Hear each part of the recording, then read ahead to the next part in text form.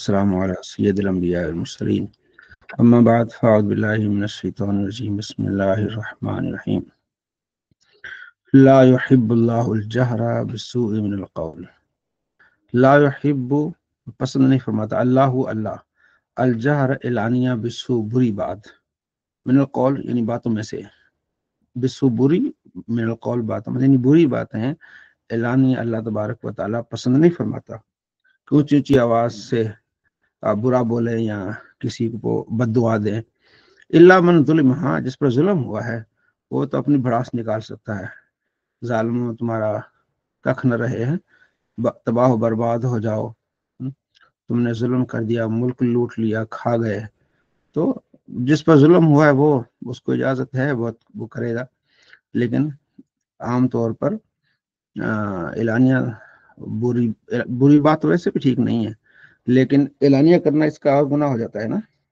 مثلا اب تو رواج ختم ہو گیا ہے پہلے بہت زیادہ ہوتا تھا گاؤں میں خاص طور پر کہ کوئی لڑکا جو ہے نا اپنی بیٹھک میں بیٹھ کے گانے لگا دیتا تھا پورے محلے تک وہ آواز جاتی تھی ایک تو خود گناہ گار پھر لوگوں کو بھی گناہ گار کر رہا ہے تو اب یہ ہے بری بات جو خود بھی گناہ گار کر رہا ہے دوسروں کو بھی خود گناہ گار ہو رہا ہے دوسروں کو بھی کر رہا ہے اسی طرح اعلانیہ مطلب گالیاں دینا سرعام اس طرح ویسے گالی دینا تو ویسے مناسب نہیں ہے لیکن سرعام اس طرح بازاروں میں یہ اللہ کو پسند نہیں وکان اللہ سمیع علیم اور یہ یاد رکھو کہ اللہ سننے والا ہے جاننے والا ہے اللہ کو سارا علم ہے اس بارے میں ان تبدو خیرا و تخفو تم ظاہر کرو چھپا لو یا معاف کرو اللہ معاف کرنے والا ہے بے شک وہ لوگ جنہوں نے کفر کیا اللہ کے ساتھ رسولوں کے ساتھ اور ارادہ کرتے ہیں کہ ہم اللہ اس کے رسولوں میں فرق کریں بعض پر ایمان لاتے ہیں بعض پر کا انکار کرتے ہیں کون ہے یہ لوگ یہ یہود و نصارہ ہیں موسیٰ علیہ السلام پر ایمان لاتے ہیں اور عیسیٰ علیہ السلام کا انکار کرتے ہیں نصارہ جو عیسیٰ علیہ السلام پر ایمان لاتے ہیں اور موسیٰ علیہ السلام کا انکار کرتے ہیں ٹھیک ہے اور مومن کیا ہے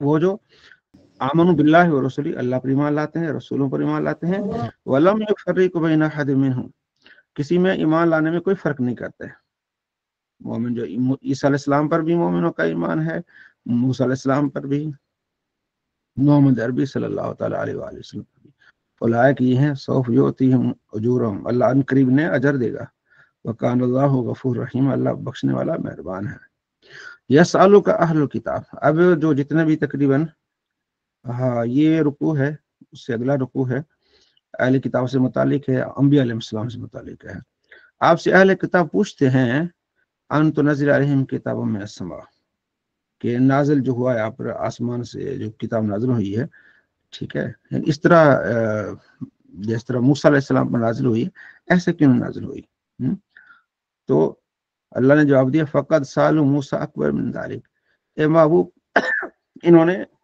اس طرح کے سوالات جو ہے نا موسیٰ علیہ السلام سے بڑے بڑے کیے ہیں انہوں نے یہ بھی کہا کہ میں اعلانیہ اللہ کا دیدار کرا دو پھر ان کو ایک چنگھاڑ نے لیا اور سارے مر گئے اور پھر موسیٰ علیہ السلام کو دور پر گئے انہوں نے پیچھے بچے کو خدا بنا لیا اللہ نے ان کو پھر معاف کر دیا پھر ہم نے جب ان کو کتاب دی ٹھیک ہے اس کا ان کو صحیح نہیں پکڑا تو پھر ہم نے کوہ طور کو اوپر ان کے کر دیا اور پھر ہم نے انہیں کہا کہ بھائی جب اس شہر میں داخل ہونا ہے سجدہ کر کے داخل ہونا ہے انہوں نے یہ بھی نہیں کیا یہ سارے نافرمانیاں اللہ نے گنوا دی اور ہم نے کہا کہ ہفتے میں زیادتی نہیں کرنی انہوں نے وہ بھی کر لی ٹھیک ہے نا تو تم ان سے کہو کہ وہ یہ کہتے ہیں کہ موسیٰ علیہ السلام پر جس طرح نازل ہوا اس طرح آپ پر نازل ہوگا تو ہم مانیں گے بھی وہ کیوں نہیں مانا اللہ فرما رہا ہے موسیٰ علیہ السلام پر جس کی تم مثال دیتے ہو نا تو اس کو تو تم نے مانا نہیں فبما نقضهم میثاقهم کیوں وہ جو عہد تھا وہ توڑا تم لوگوں نے یعنی تمہارے بڑوں نے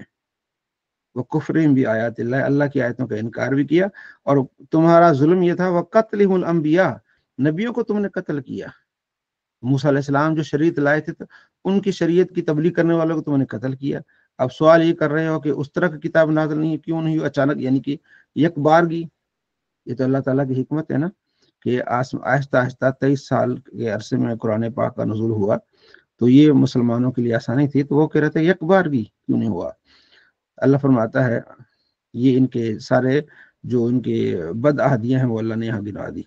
نبیوں کو قتل کرنا، جب ان سے کہا جاتا کہتے ہیں قلوبنا غلف، ہمارے دلوں پر پردے ہیں، بل طبع اللہ علیہ، بلکہ اللہ نے ان کے دلوں پر مہر لگا دی ہے، ان کے کفر کے سب ایمان نہیں لائیں گے. ٹھیک ہے. اور انہوں نے یعنی یہودیوں نے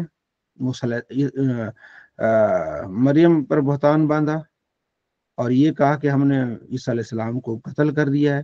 اللہ فرماتے وما قتلوہ وما صلبوہ، نہ انہوں نے اس کو قتل کیا نہ انہوں نے سولی چلایا ہے، لیکن شبیہ بنائی گئی تھی. جس آدمی نے یہ بتانا تھا کہ عیسیٰ علیہ السلام جو ہے فلاں جگہ موجود ہیں، تو اللہ نے ان کو اوپر اٹھا لیا، اسی کی شکل عیسیٰ علیہ السلام پر، یعنی عیسیٰ علیہ السلام کی شکل اس کی طرح بنا دی، تو اسی کو لوگ پکڑ کے انہوں نے سولی پہ چڑھا دیا. تو اللہ فرماتے ہیں ان کو تو ہم نے اوپر لے گئے. وما قتلوہ یقیناً، انہوں نے کو شہید نہیں کیا، قتل نہیں کیا، بل رفعہ اللہ علیہ، تو اللہ نے ان کو اٹھا لیا اپنی طرف سے. تو یہاں یہ واضح طور پر اللہ نے بتایا کہ عیسیٰ علیہ السلام کو اللہ نے آسمانوں پر اٹھا لیا اور وہ زندہ ہے. نبی علیہ السلام نے معراج کی رات انہیں دیکھا، اور آخری زمانے میں عیسیٰ علیہ السلام تشریف لائیں گے.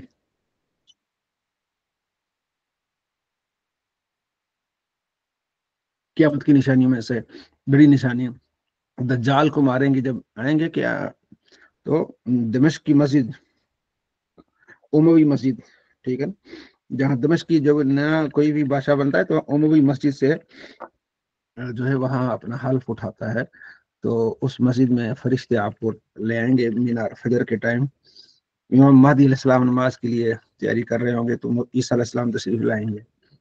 آپ علیہ السلام فرماتے ہیں کہ تمہاری کیا شان ہوگی کہ عیسیٰ علیہ السلام کی موجودگی میں امام تم میں سے ہوگا.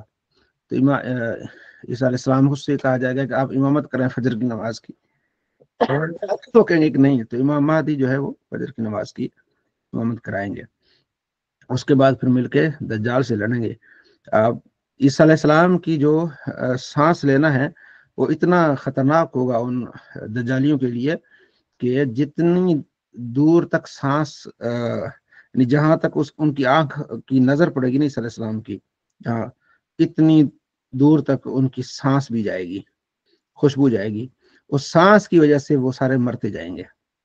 یہ اللہ کا سمجھو کہ کمال ہے مالک کا، کہ سانس عیسیٰ علیہ السلام سانس لیتے جائیں گے، کافر مرتے جائیں گے. بالآخر پھر دجال کو عیسیٰ علیہ السلام ماریں گے تو زندہ ہے عیسیٰ علیہ السلام. یہ ہمارا عقیدہ ہے. اور جو ہے وہ یہود اور عیسائیوں کا عقیدہ، یہودیوں کا تو یہ عقیدہ ہے کہ ہم نے ان کو قتل کر دیا. عیسائی بھی یہی مانتے ہیں کہ عیسیٰ علیہ السلام کو نعوذ باللہ یہودیوں نے شہید کر دیا. وہ جو سلیب کا بناتے ہیں نا وہ نشان وہ یہی ہے. آپ نے دیکھا ہوگا نا اس طرح کر کے ایک انسان کو انہوں نے رکھا ہوا ہے ایسے بازو، ٹھیک ہے نا، وہ نشانی بتا رہے ہوتے ہیں کہ انہوں نے ان کو شہید کر دیا. تو اللہ فرماتے ہیں نہیں، وہ تو شہید نہیں ہے، ان کو تو ہم نے اوپر اٹھا لیا ہے. تو یہ ساری چیزیں یہ آپ کے چھٹے سے بارے میں. بے شک ہم نے انا اوحینا الیک کما اوحینا الی نوح، ہم نے آپ کی طرف وحی کی جس طرح ہم نے جو ہے وہ نبیوں کی طرف وحی کی. ان میں سے ابراہیم، اسماعیل، اسحاق، یعقوب ان کی نسل ہے، عیسیٰ ہے، ایوب ہے، یونس ہے، ٹھیک ہے. اور ایسے رسول ہیں جن کا ہم نے آپ سے ذکر کیا، کچھ ایسے جن کا ذکر ہم نے نہیں کیا. اب یہاں تقریباً 26 نبیوں کا ذکر ہے قرآن پاک میں. تو اب کم و بیش 1 لاکھ 1.25 لاکھ کے قریب جو ہے وہ انبیاء علیہ السلام ہیں. تو باقیوں کا ذکر نہیں اللہ نے فرمایا. تو اللہ نے اس کی وضاحت کر دی کہ رسلا لم نقصصہم علیک، ایسے بھی رسول ہیں جن کا ذکر ہم اس قرآن میں ہم نے نہیں کیا. رسول تو ہیں، ٹھیک. پھر آگے اللہ تبارک و تعالیٰ نے عیسائیوں کے بارے میں فرمایا ہے کہ عیسائیوں اہل کتاب لا تغلو فی دینکم، دین میں غلو نہ کرو، ٹھیک ہے. ولا تقولوا علی اللہ الا الحق، اللہ پر وہ بات نہ کرو جو تم حق کے علاوہ نہ بات کرو. انہ المسیح عیسیٰ بن مریم رسول اللہ کلمۃ، عیسیٰ بن مریم اللہ کے رسول ہیں اور اللہ کا کلام ہے، کلمہ ہے. یعنی کن اللہ نے فرمایا وہ ہو گئے نا، وہ کلمہ ہے جو مریم کی طرف اللہ نے القا فرمایا ہے. تو ایمان لے اللہ پر، اس کے رسولوں پر. ولا تقولوا ثلاثہ، 3 مت کہو. وہ کہتے 3 خدا ہے، عیسیٰ، مریم اور خدا اللہ. یہ 3 ان کا عقیدہ ہے. جیسے کہتے ہیں نا ایسے یوں کرتا ہے جو یوں، یہ ان کا تثلیث والا عقیدہ. ان تو خیر لکم، رک جاؤ اس سے، تمہارے لیے بہتر ہے.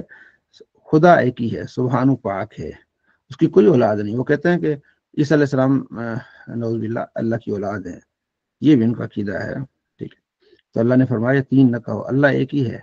لن यस्तनकिफ المسیح ان یکون عبد للہ، مسیح جو ہے ان کو تو انکار ہی نہیں ہے، وہ تو اس چیز سے عاری محسوس نہیں کرتے کہ وہ اللہ کے بندے ہیں، وہ تو اللہ کے بندے ہونے میں شرف محسوس کرتے ہیں، فرشتے بھی عار محسوس نہیں کرتے، مقرب عار محسوس نہیں کرتے اللہ کا بندہ ہونے میں، وہ جو عار محسوس کریں اور تکبر کریں تو عنقریب پھر انہیں ہم جمع کریں گے۔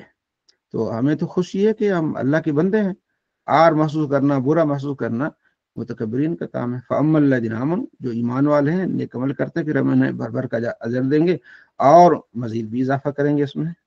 اور وہ لوگ جو انہوں نے عار محسوس کی، تکبر کیا، انہیں پھر عذاب بھی ملے گا، اللہ کی عبادت سے تکبر کیا، اللہ کو نہ مانا۔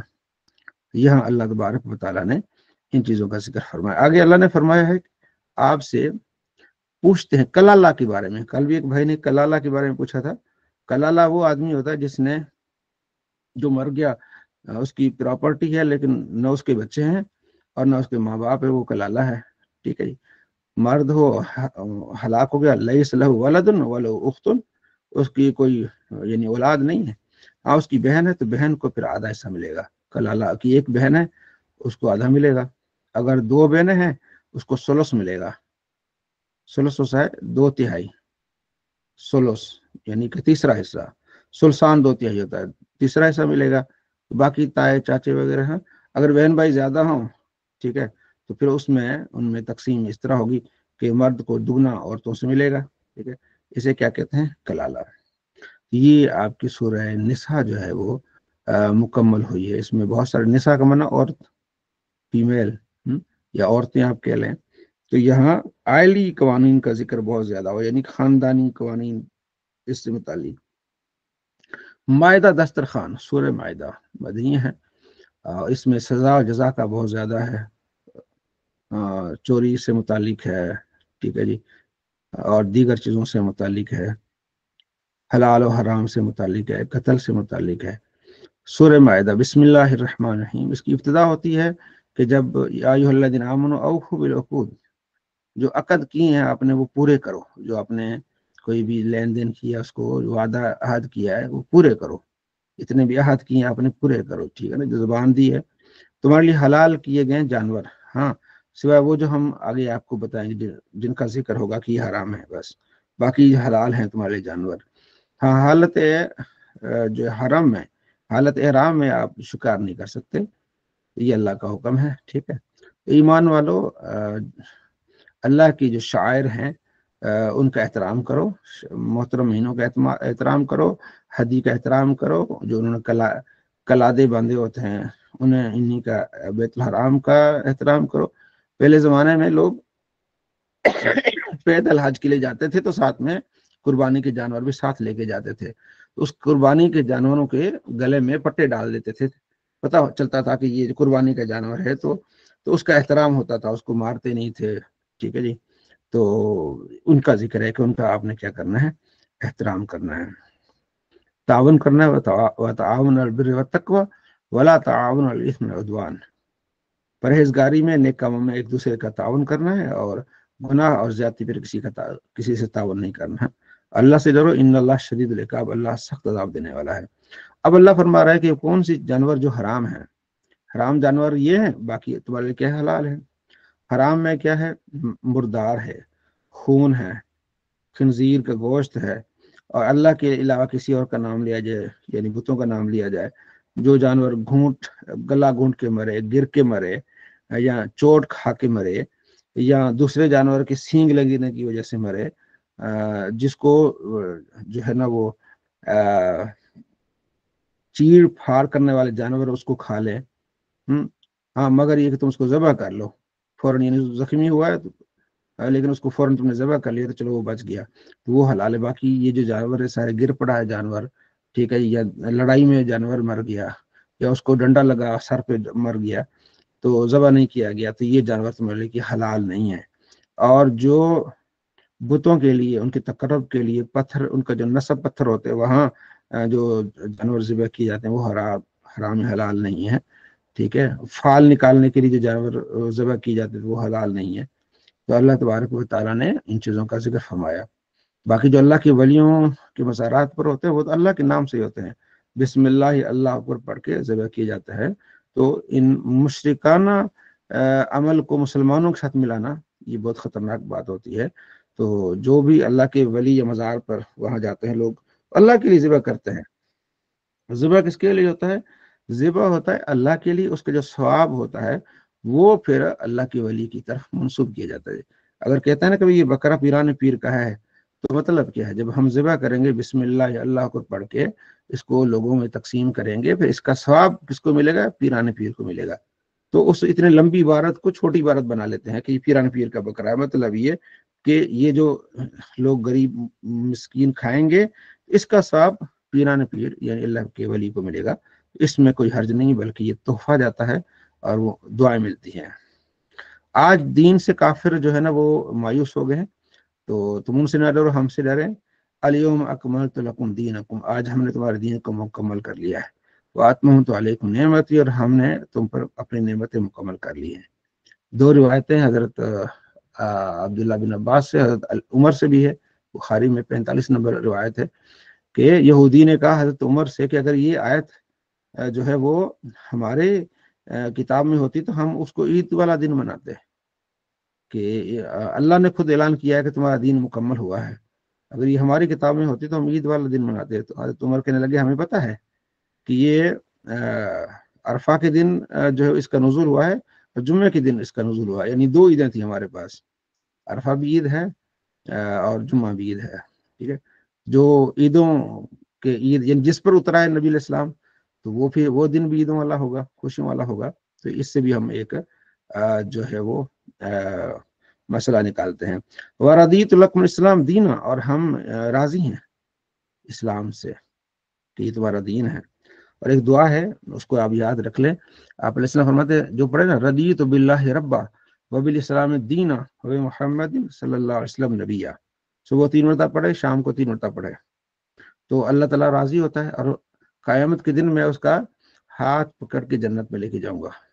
یہ بخاری مسلم میں ترمذی میں کافی ساری کتابوں میں موجود ہے۔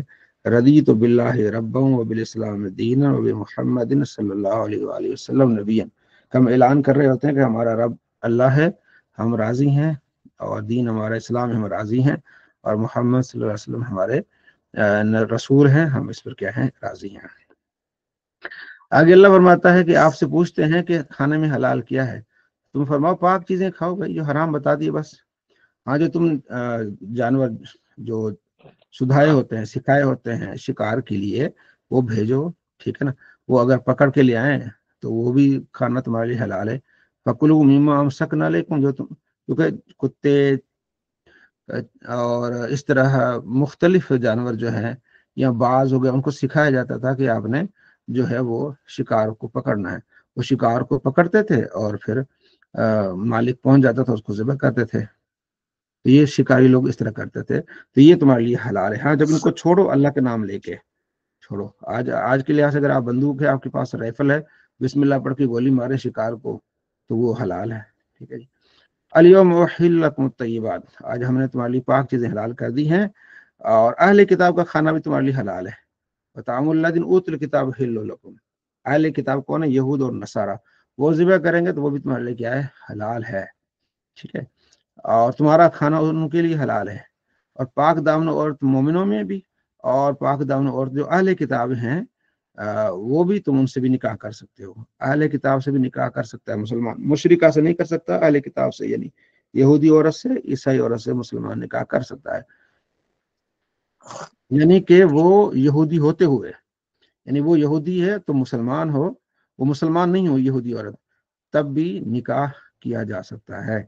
ہاں اگر مسلمان ہو جائے تو یہ تو بہت اچھی بات ہے، تو عیسائی عورت سے بھی نکاح ہو سکتا ہے، وہ اپنے مذہب پہ رہے، آپ اپنے مذہب پہ رہیں، تو نکاح ہو سکتا ہے، ٹھیک ہے جی۔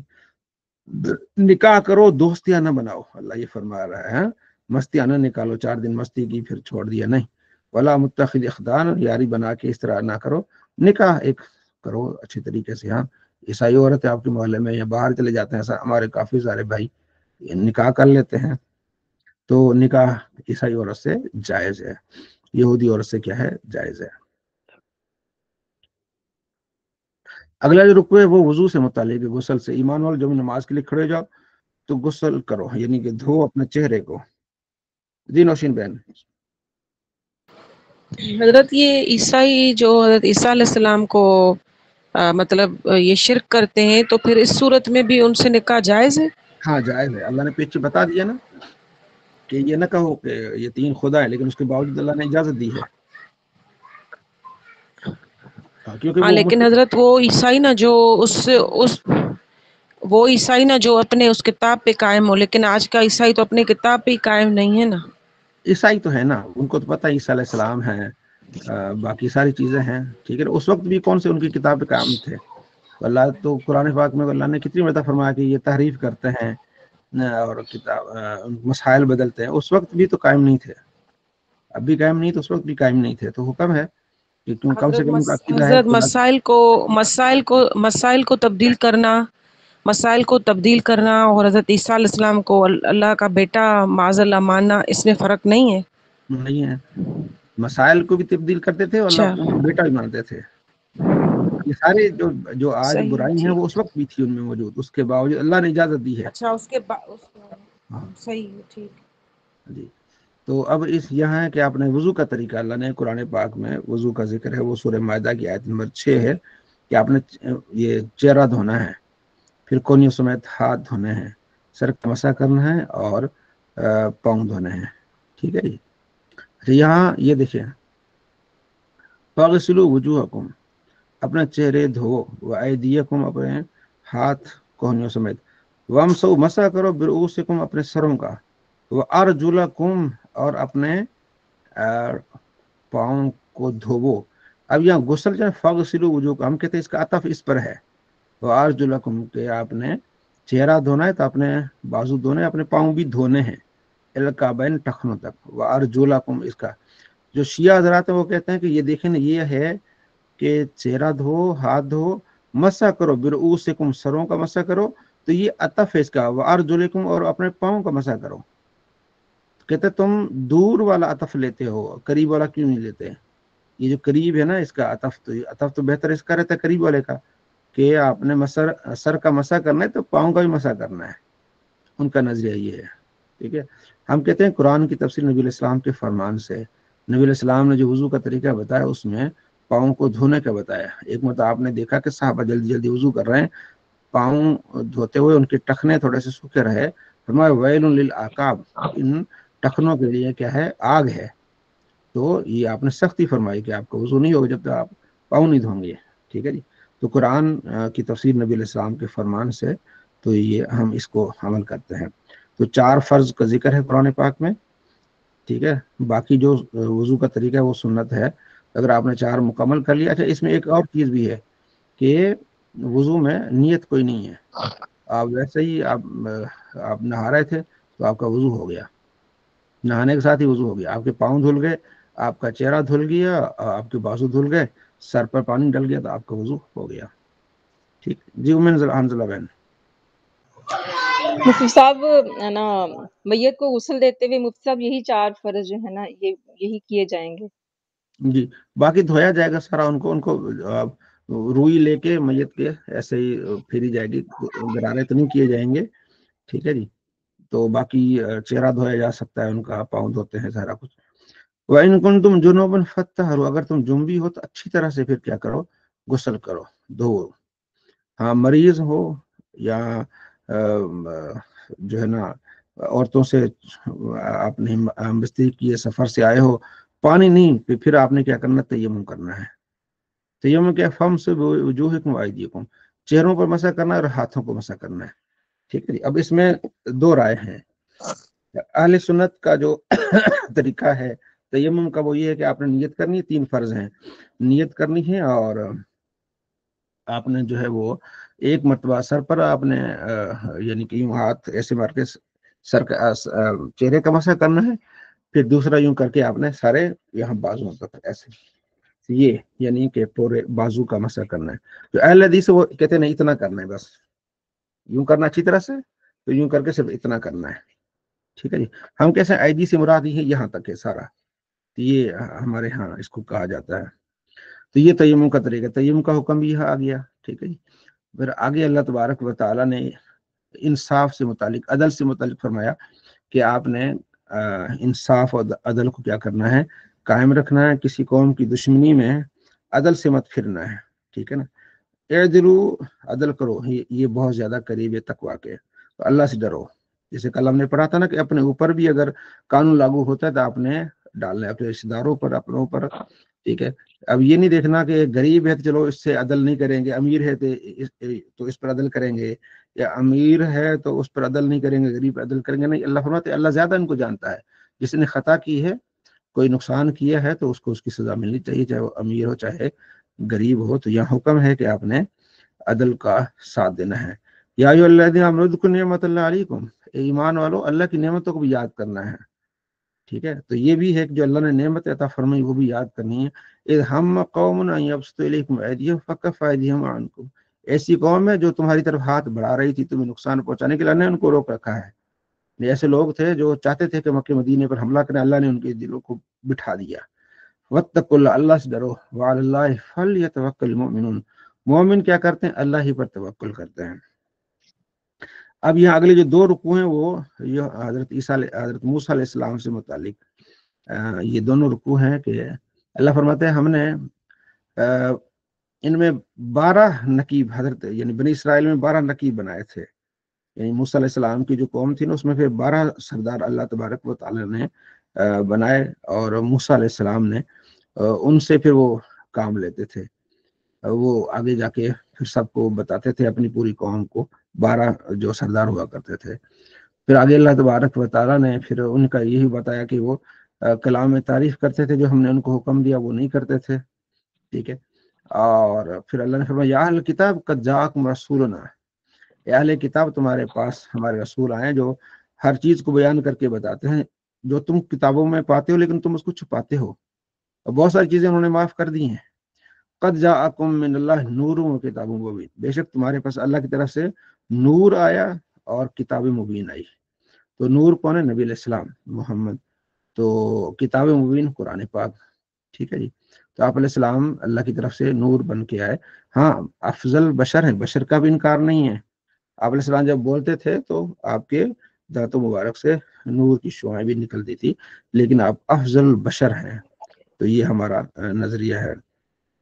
پھر اگلا جو رکوع اس میں خاص طور پر یہی یہودی کہتے تھے کہ ہمیں عذاب نہیں ہوگا، تو اللہ فرماتا ہے اگر تمہیں عذاب نہیں ہوگا قل فلم یعذبکم بذنوبکم، اچھا وہ یہودی کہتے تھے کہ ہم اللہ کے پیارے ہیں، اس کے بیٹے ہیں، تو اللہ فرماتا ہے پھر اللہ تمہیں عذاب کیوں دے گا، ٹھیک ہے، تمہیں عذاب تو ملے گا ضرور، اور تم مانتے بھی ہو، ہاں ہم چند دن ہمیں عذاب ملے گا، جب ہم نے بچڑے کی بات کی تھی۔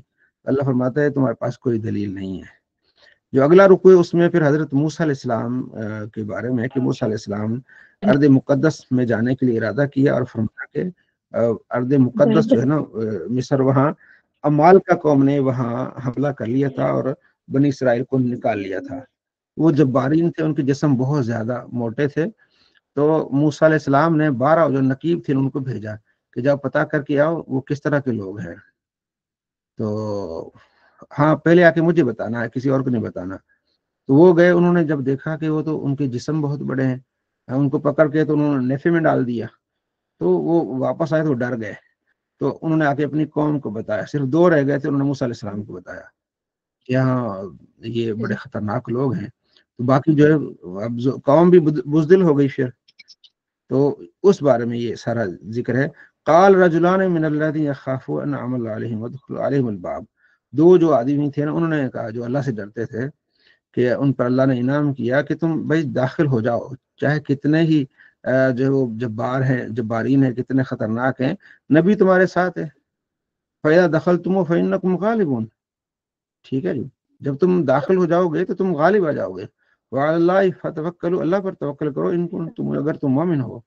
تو 12 میں سے 2 بندے ان کو کہہ رہے تھے بھائی داخل ہو جاؤ، نبی تمہارے ساتھ ہیں۔ قالوا، انہوں نے کہا یا موسیٰ، اے موسیٰ، انا لن ندخلها ابدا، ہم اس شہر میں داخل نہیں ہوگے کبھی بھی، ما داموا فیہ، جب یہ شہر میں ہیں، ان کے تو جسم ہی بہت بڑے ہیں، وہ پکڑ کے تو ویسے بھی مسل دیں گے۔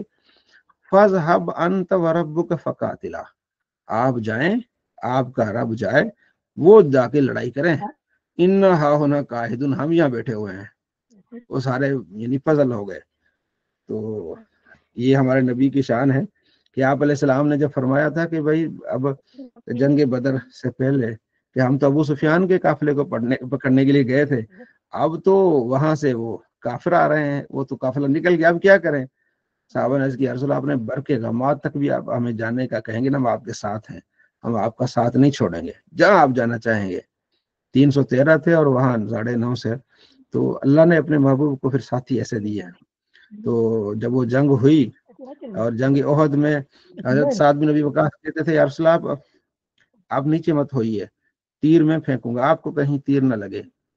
ایک صحابی تھے، ان کا ہاتھ چھل ہو گیا تھا، 7 سے 8 زخم آئے تھے آپ علیہ السلام کی حفاظت کرتے ہوئے۔ جنگ احد میں جو صحابہ نے حضور کی حفاظت کی، اس کی مثال نہیں ملتی۔ تو وہ اللہ نے اپنے محبوب کو ساتھی دیے۔ تو یہ کہہ رہے ہیں کہ آپ جائیں، آپ کا رب جائے، ہم یہاں بیٹھے ہوئے ہیں، ہم ان سے نہیں لڑنے والے۔ قال رب انی لا املک الا نفسی، موسیٰ علیہ السلام نے عرض کیا یا باری تعالیٰ میں خود کر سکتا ہوں، میرا بھائی ہے، تو ہم تو تیار ہیں جو تو فرمائے۔ ففرق بیننا وبین القوم الفاسقین، تو ہمیں فرق کر دے، ہمارے اور ان فاسق لوگوں کے درمیان ہمیں فرق کر دے۔ تو اللہ نے ان پر 40 سال وہ جو نا اسی جو جہاں میدان تی میں اللہ نے ان کو پھر روک کے رکھا، صبح چلتے چلتے چلتے شام کو پھر بھی وہیں جگہ ہوتے، 40 سال ان کو پھر یہ سزا ملی اس مقام تی پر، کیونکہ نبی کے ساتھ نہ رہے نا اور جہاد نہیں کیا۔ اگلا جو رکوع ہے وہ حضرت آدم علیہ السلام کے 2 بیٹوں کا ذکر ہے۔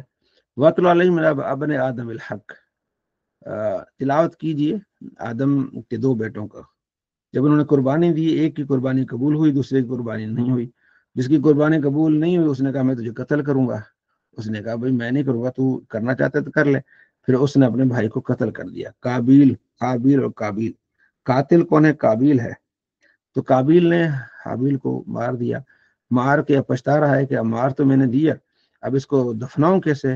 اللہ نے پھر فبعث اللہ غرابا، اللہ نے ایک کوا بھیجا، تو وہ ایک دوسرے مردے کوے کو لے اٹھا کے لایا، اور وہ ایسے کھود رہا تھا، اور اس کھود کے اس میں مٹی ڈال رہا تھا۔ تو اس نے کہا میں تو اس سے بھی گیا ہوا، تو پھر اس نے اس کو اس طرح دفن کیا۔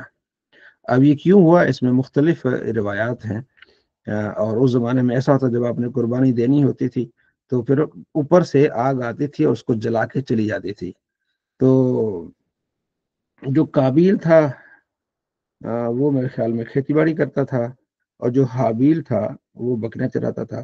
اس نے اچھی بکری پیش کی حابیل نے، اور قابیل نے جو کھیتی تھی یا دانے تھے وہ اچھے نہیں پیش کیے۔ ایک تو یہ جس وجہ سے ان کی قربانی قبول نہیں ہوئی۔ اور ان کی لڑائی کس وجہ سے تھی؟ میرے خیال میں ان کی سسٹر کی جو آدم علیہ السلام کی جو اولاد، کیونکہ اور اولاد تو تھی نہیں، جو ایک مرتبہ پیدائش ہو گئی تو اس کے بعد پھر دوسری مرتبہ جو پیدائش ہوتی تھی، پہلی پیدائش والوں کی شادی دوسری پیدائش والوں کے ساتھ ہوتی تھی۔ تو جو قابیل کی سسٹر تھی وہ خوبصورت تھی، وہ چاہتا تھا میں اس سے شادی کروں تو حابیل کو نہ دوں، تو اس سے پھر اختلاف ہوا، اور پھر یہ رزلٹ آیا کہ جس کی قربانی قبول ہوگی تو وہ اس سے شادی کرے گا۔ تو قابیل کی قربانی قبول نہیں، وہ دشمن ہو گیا، اور سب سے پہلا یہ قاتل بن گیا قابیل۔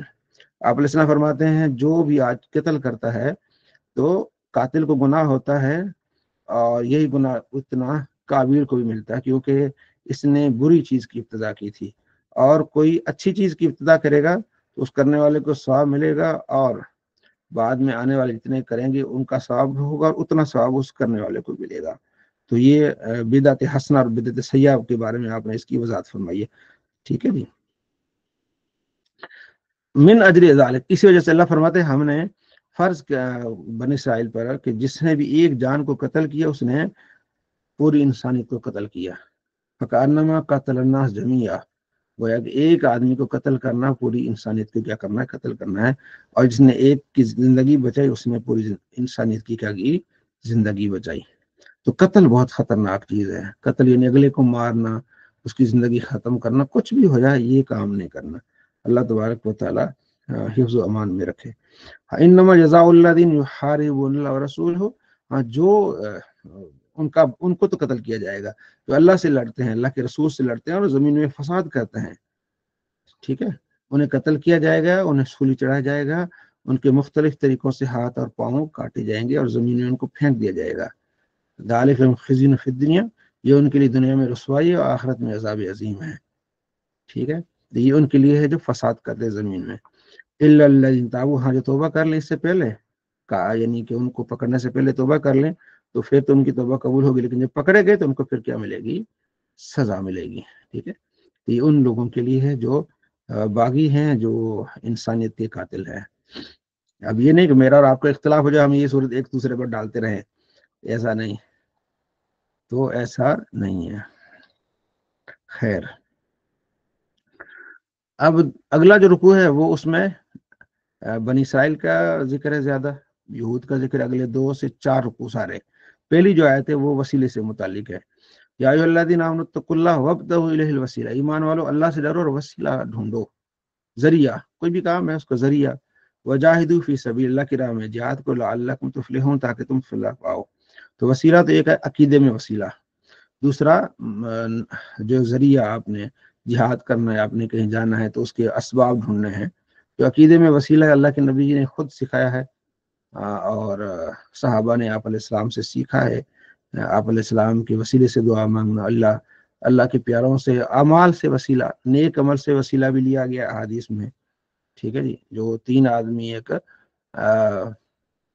غار میں پھنس گئے تھے بارش کی وجہ سے، تو انہوں نے پھر بخاری میں حدیث ہے، انہوں نے پھر آپ سے مشورہ کیا کہ جو آپ نے زندگی میں نیک عمل کیا ہے اس کا وسیلہ دو اللہ سے، اللہ اس مصیبت سے دور کر دے۔ تو اس میں سے ایک آدمی نے کہا تھا کہ میں اپنے جب بھی دودھ لے کے آتا سب سے پہلے میں اپنے والدین کو پلاتا تھا، یا باری تعالیٰ بچے روتے تھے میں ان کو نہیں دیتا تھا، تو اگر یہ میرا نیک عمل تجھے پسند ہے تو یہ جو چٹان ہمارے غار کے سامنے آئی وہ دور ہو جائے، تو ہٹ گئی تھی، ٹھیک ہے، تو نیک عمل کا وسیلہ بھی ہے اور نیکوں کا وسیلہ بھی ہے، جب نیک عمل کا وسیلہ ہے تو نیکوں کا بھی وسیلہ ہے۔ یہ آگے پھر چل کے حکم ہے چور کا، وسارے کو تو فقط ایدیہما، چوری کرنے والا مرد اور چوری کرنے والی عورت کے ہاتھ کاٹ دیں گے، ٹھیک ہے، یہ ان کی سزا ہے۔ وہ ہاتھ کتنے پہ کٹیں گے؟ 10 درہم، کم سے کم اتنا چوری کیا جو 10 درہم بنے، یعنی سمجھو کہ 10 درہم کتنے ہم نے بنائے تھے اس دن، 10 درہم ہم نے 3 چاندی کے تولے، یعنی 10,000 روپے، 10,000 روپے چرائے گا تو ظاہر ہے 10,000 روپے، اب تو کرنسی اتنی نہیں ہے، لیکن اگر پرانے زمانے میں 10,000 تو اچھا خاصا مطلب ہے، تو اگر ایک آدمی کی سیلری 10,000 روپے ہے، بچوں کو کھلاتا پلاتا ہے، وہ کوئی چور اسے اٹھا کے لے جائے تو پھر اس کو ہاتھ کاٹے جائیں گے تاکہ پوری سب کو پتہ چلے۔ اب آپ نبی علیہ السلام کی سیرت پڑھیں، میرے خیال میں ایک سے زیادہ تو کوئی نہیں جن کے ہاتھ، ایک فاطمہ مخزومہ کے ہاتھ کاٹے گئے، اس کے بعد سب کے کان ہو گئے، کوئی نہیں کسی نے پھر چوری کی، تو 1-2 چور کو اگر اس طرح سزا ملے سارے سیدھے ہو جائیں۔ ہمارے ہاں چور کو سزا نہیں ملتی صحیح طریقے سے، پھر نکال دی جاتا ہے۔ تو ہاں جو توبہ کرے اور اس کے بعد ٹھیک ہو جائے تو اللہ تعالیٰ ان کی توبہ قبول فرمائے گا۔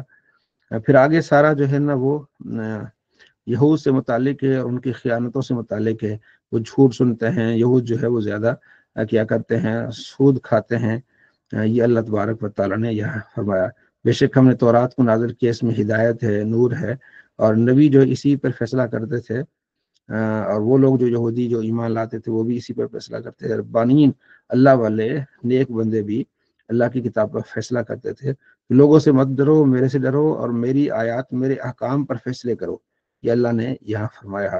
وَمَن لَّمْ يَحْكُم بِمَا أَنزَلَ اللَّهُ، جو اللہ نے نازل کیا اس کے مطابق فیصلہ نہیں کرے گا تو وہ کافر لوگ ہیں، وہاں اس ملک میں وہ نہیں برکت آئے گی، تو اللہ کے احکام نافذ نہیں ہوں گے، سود ہوگا نافذ، اور بے عدل یعنی کہ ناانصافی ہوگی تو کیسے جو ہے وہ برکتیں ہوں گی۔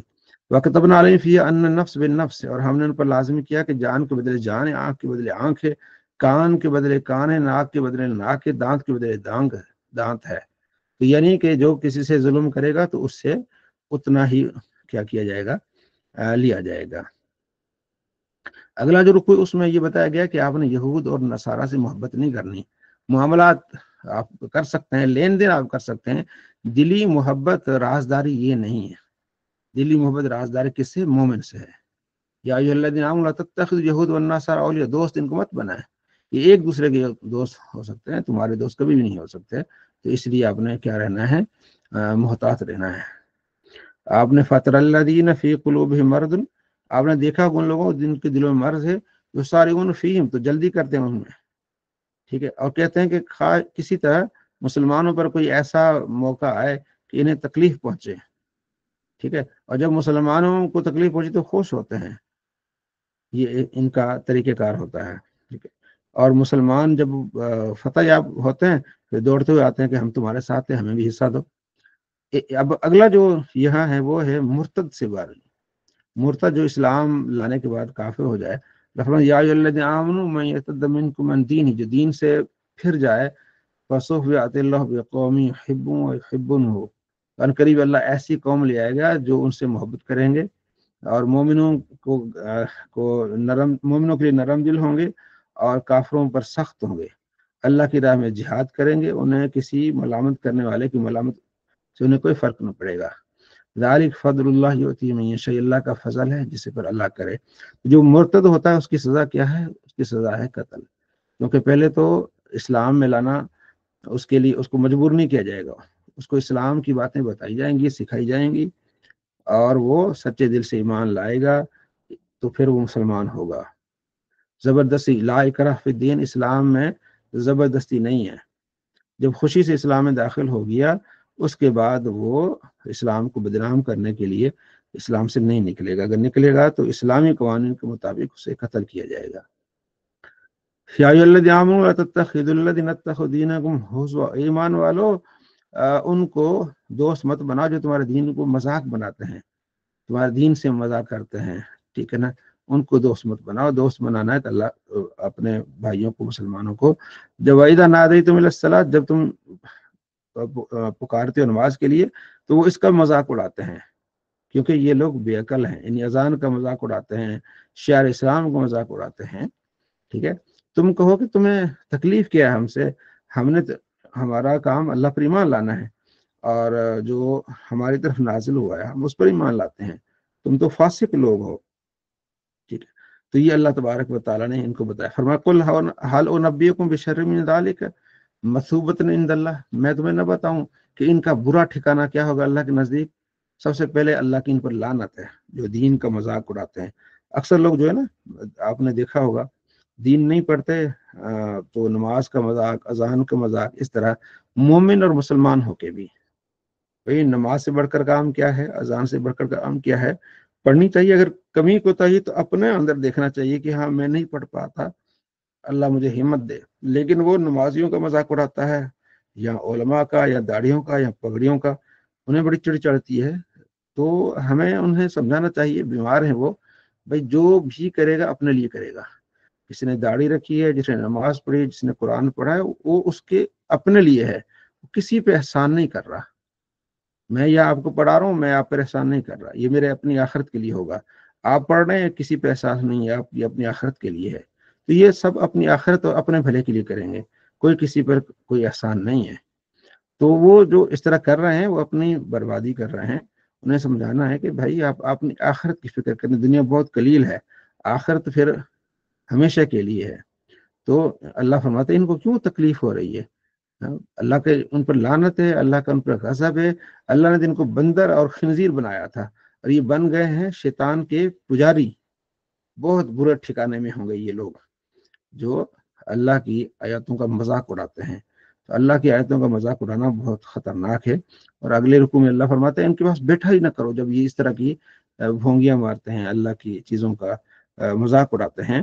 اور یہودیوں نے تو یہاں تک حد کر دی، کہنے لگے وکالت یہود ید اللہ مغلولہ، کہ اللہ کے ہاتھ تو بند ہیں۔ ہاں، اللہ فرماتے غلت ایدیہم، ان کے ہاتھ بند ہیں، لعنوا، لعنت ان پر جو یہ بات کر رہے ہیں، اللہ کے ہاتھ تو کھلے ہیں، خرچ کر رہا ہے اللہ، تو حدیث میں تو جب سے دنیا بنی اللہ تو خرچ کر ہی جا رہا ہے، اس کی برکتوں میں، اس کی رحمتوں میں تو کمی نہیں ہے۔ یعنی یہ اتنی مسلمانوں کے ساتھ دشمنی میں اتنے آگے بڑھ گئے کہ خدا کی توہین کرنے لگے کہ وہ اس کے تو ہاتھ بندے، وہ اللہ دیتا نہیں۔ تو اللہ نے پھر کیا فرمایا، وَأَلْقَيْنَا بَيْنَهُمُ الْعَدَاوَةَ وَالْبَغْضَاءَ إِلَىٰ يَوْمِ الْقِيَامَةِ، ہم نے ان کے آپس میں بغض رکھ دیا ہمیشہ کے لیے قیامت تک. ہاں تو یہ چیزیں اللہ تبارک و تعالیٰ نے یہود کی جو جتنی بھی چیزیں تھی وہ بتا دی.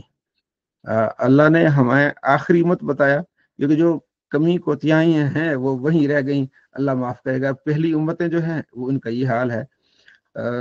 ہم نے مشکات میں پڑھا تھا اس امت کی فضیلت کے بارے میں کہ یہود نے صبح سے لے کر دوپہر تک کام کیا ایک کی رات پہ، اور عیسائیوں نے دوپہر سے لے کر عصر تک کام کیا 2 کی رات میں، اور مسلمانوں کو تقریباً غالباً 4 کی رات.